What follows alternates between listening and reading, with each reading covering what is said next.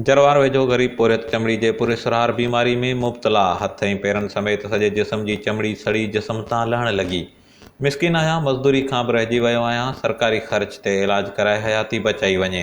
पोरियत जी वस वारनि खे अपील।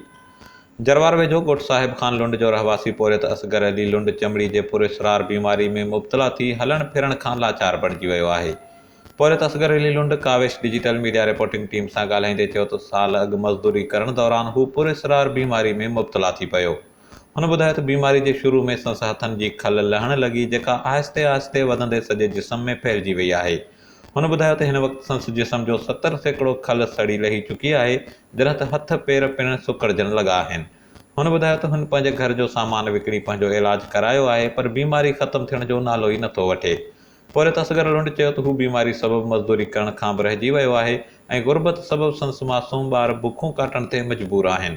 हुन वसवारनि खे अपील कंदे चयो त संस सरकारी ख़र्च ते इलाज कराए हयाती बचाई वञे।